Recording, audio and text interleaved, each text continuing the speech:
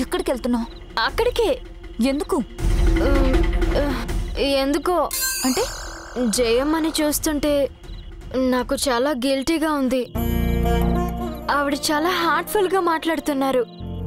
ఈ పెళ్లి జరుగుతుందని చాలా సంతోషంగా ఉన్నారు. జరగదని తెలిస్తే ఎంత ఫీల్ అవుతారో కదా.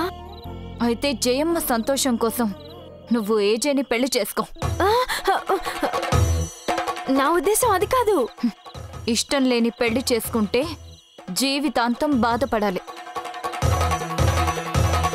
జయమ్మ కోసం నువ్వు జీవితాంతం బాధపడుతూనే ఉంటావా? ఆ బాధ ఈ ఒక్కరోజే ఉంటుంది. నేను చెప్పిందంతా గుర్తుంది కదా? ఫంక్షన్ జరుగుతుండగానే నేను నిన్నిక్కడి నుంచి తప్పించేస్తాను.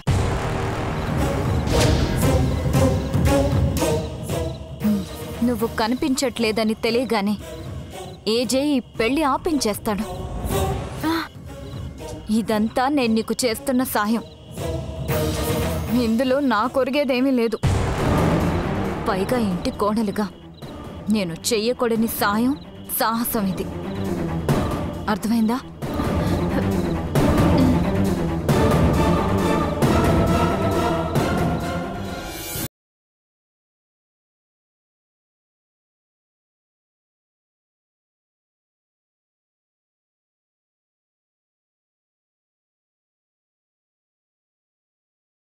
ఏజి ఊరుకుంటాడా?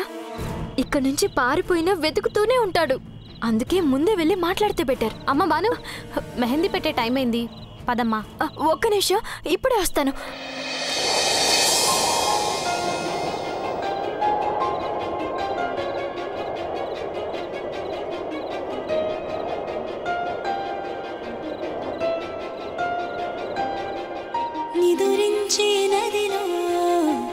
మొదలాయను అలలే ముసుగేసిన ఎదలో చిగురేసెను కళలే నా నిషేధి గదిలో నీ ఉషోదయాలే జతకూడవులేవే ఇరు జగములు వేరే ఆయండమాముల భ్రాంతి లాంటిదే మన ఈ బంధం నారాతలో ఏ గీత నిన్ను చూపదే సాక్ష్యం.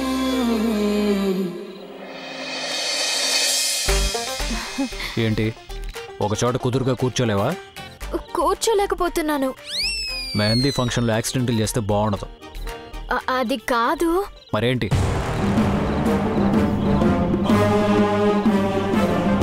కేక్ మొహానికేసి కొట్టినట్టు ఏదైనా మొహం మీదే చెప్పడం నీకు అలవాటు కదా. ఎంతలా ఆలోచిస్తున్నావు ఏంటి? చెప్పాక మీరు హిట్లర్ అయిపోకూడదు.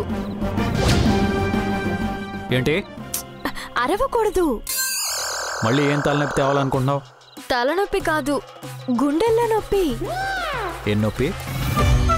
మీకు హార్ట్ ప్రాబ్లం ఏం లేదు కదా? ఎలా కనబడుతున్నా నీకు? అసలు హార్టే లేనట్టు. ఏం లేదు. మీరేదైనా షాకింగ్ న్యూస్ వింటే తట్టుకోగలరా? నిన్ను పెళ్లి చేసుకుని జీవితాంతం భరించడానికి సిద్ధపడ్డాను.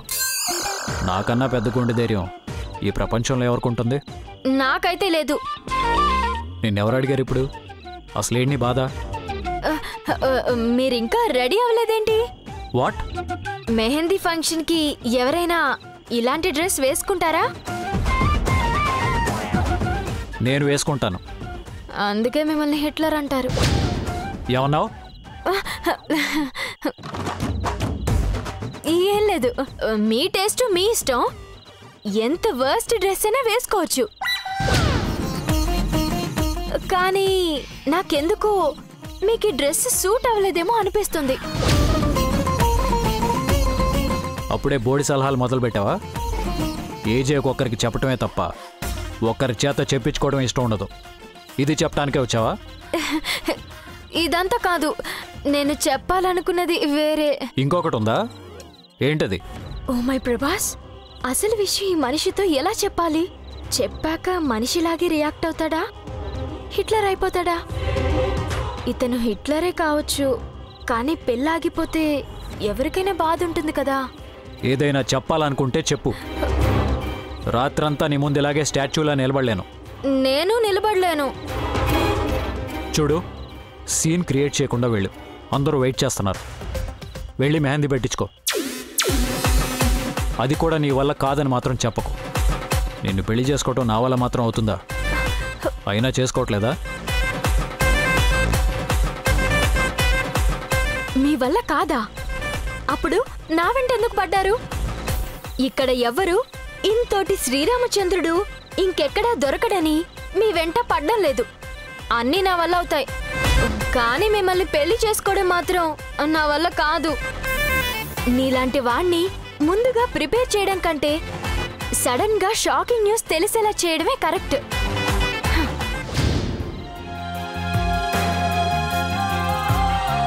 ఇలాంటి తిక్కల మేళాన్ని జీవితాంతం ఎలా భరించాలో ఏంటో.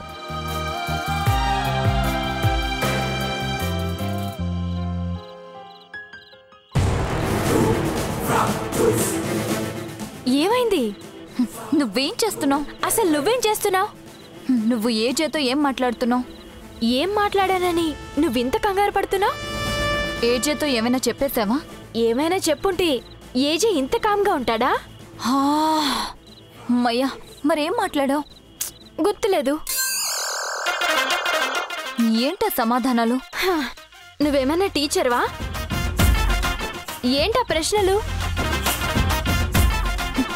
నువ్వున్న చోట ఉండకుండా ఏజే దగ్గరికి ఎందుకు వెళ్ళావు? అంటే మీ ఉద్దేశం ఏంటి? ఏమైనా చెప్పాలనే కదా. చచ్చినా చెప్పను.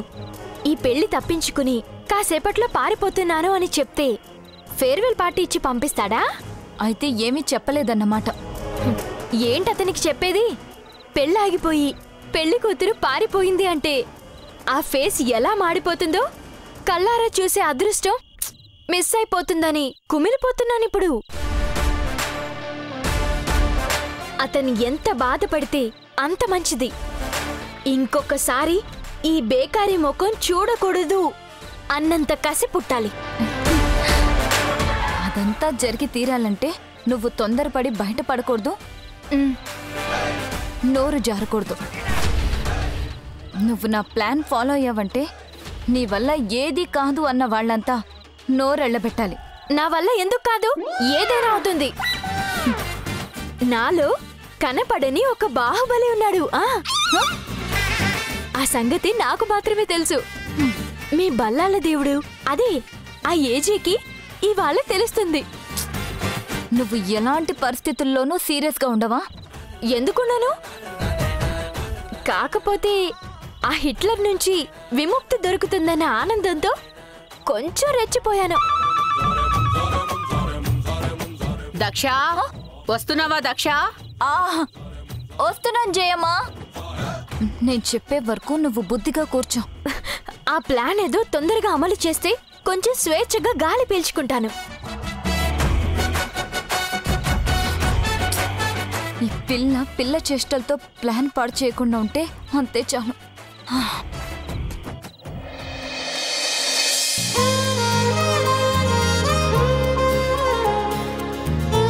కూర్చో. ఎంత అదృష్టం పట్టిందే నీకు. నా దిష్టి తగిలేలా ఉంది. నువ్వు అడుగుపెట్టిన చోట భూకంపం వస్తుందనుకునేదాన్ని. ఇంత ఐశ్వర్యం పుడుతుందనుకోలేదు. గోరింటాకు పెట్టడానికి తాటాకు పందిరే చాలనుకునే మనలాంటి వాళ్ళకి మెహందీ ఫంక్షన్ పేరుతో ఇంత ఖర్చు పెడతారని తెలియనే తెలీదు.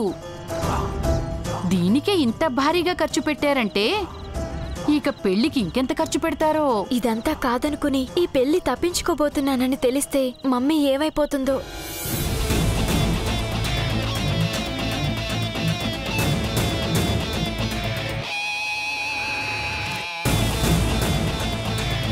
చూసావా, మీ ముగ్గురు కోడళ్ళు ఎంత దిగిపోయారో.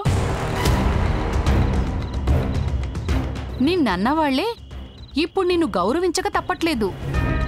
ఏజే మొహం మీద ఈ పిల్ల కేకు కొట్టినట్టు ఈ మెహందీ మొత్తం ఈ పిల్ల మొహానికేసి పిడకల కొట్టాలన్నంత కసిగా ఉంది.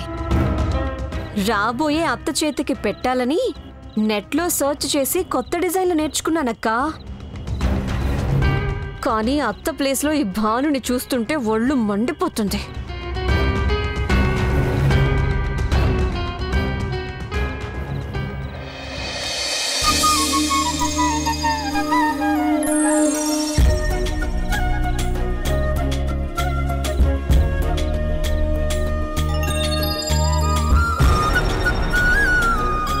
అంజలి, మెహందీ పెట్టేదెవరు? బ్యూటీ పార్లర్ నుంచి వచ్చింది ఆ అమ్మాయి అమ్మ, నిఖిత.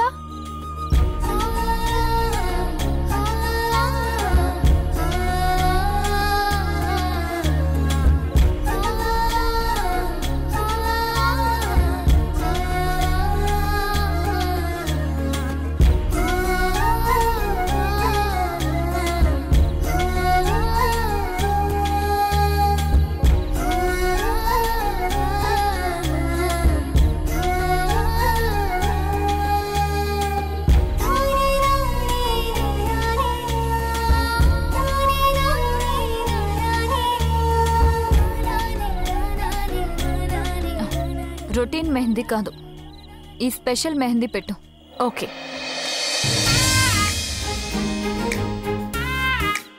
మా అత్తగారి చేతి మీద మా మామగారి పేరు క్లియర్గా కనిపించేలా పెట్టాలి.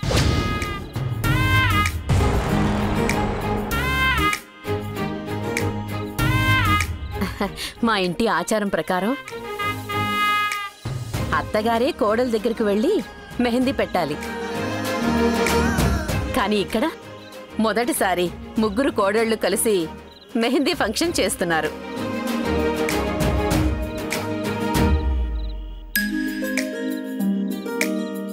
దక్షక్క, అసలు ఏజే పేరు రాయకముందే ఈ పెళ్లి ఆగిపోతుందని చెప్పి ఇప్పుడు నువ్వే చక్కగా క్లియర్గా రాయమని చెప్తావేంటక్క? అవును, ఇదంతా చూస్తుంటే ఈ పెళ్లి ఆగిపోయేలా నాకు కనిపించటం లేదు. మీరు ముగ్గురు మీ అత్తగారి ఆశీర్వాదం తీసుకొని మొదలు పెట్టండి. అంతా శుభమే జరుగుతుంది.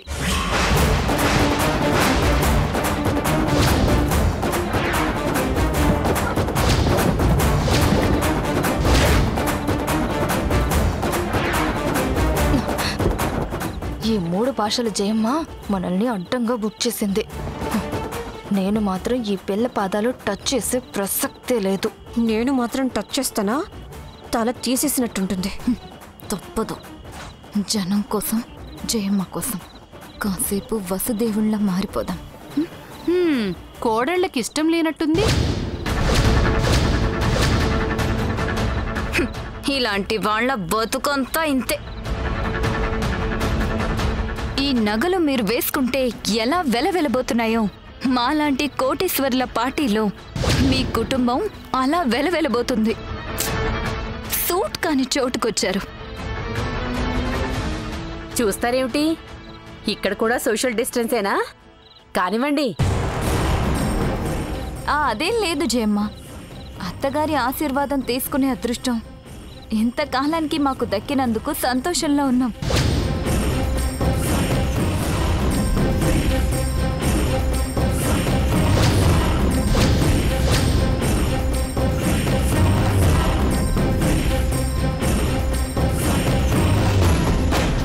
ఇప్పటిదాకా ఈ పెళ్లి తప్పిస్తాన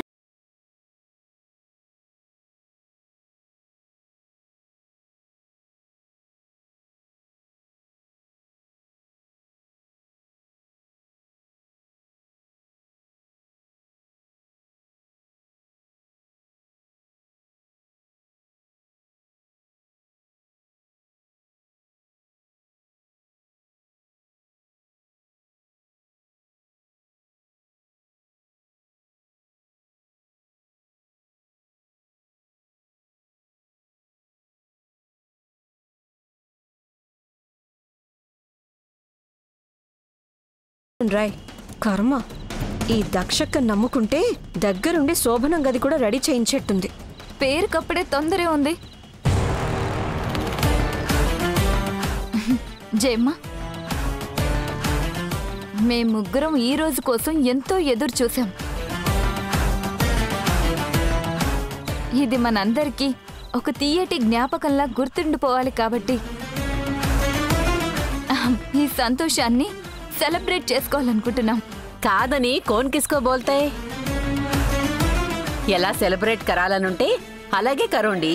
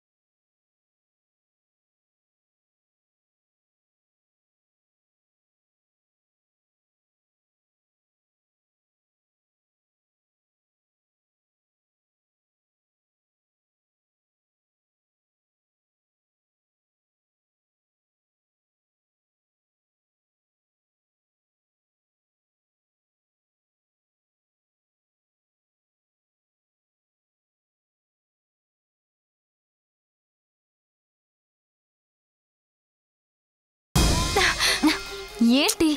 బానుని పంపించేస్తానన్నావు. ఇంటి నుంచి బయటికి పంపిస్తావా? బయట నుంచి ఇంట్లోకి పంపిస్తావా? ఆ సెలబ్రేషన్స్ చూసావా?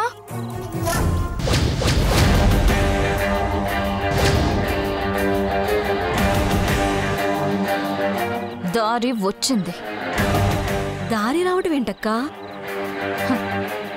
దారి మాయదారి. ఓ, అంటే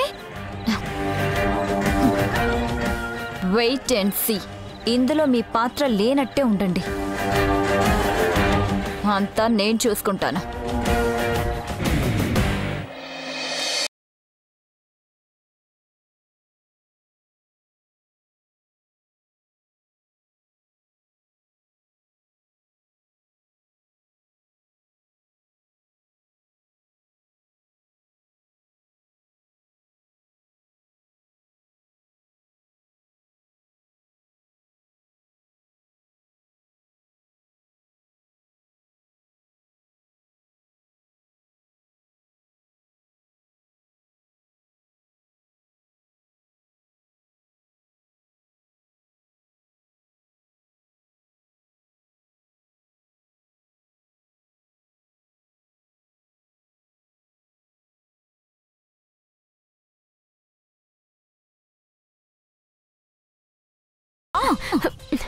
బయటకు పంపిస్తానని చెప్పి లోపలికి తీసుకొస్తావేంటి? చెప్తాం. బయటికి వెళ్లే దారి ఇక్కడే ఉంది. ఇక్కడ? ఇక్కడెక్కడుంది? దా, ఇదిగో ఈ బుట్టలో కూర్చొని దాక్కో. ఇందులోనా? ఇందులో దాక్కుంటే ఊపిరాడక బయటికి కాదు, పైకే వెళ్తాను. ఇప్పుడు గాని తప్పించుకోలేకపోతే ఈ ఇంట్లో ప్రతిరోజు ఏజే చేతిలో చస్తూ బతకాలి.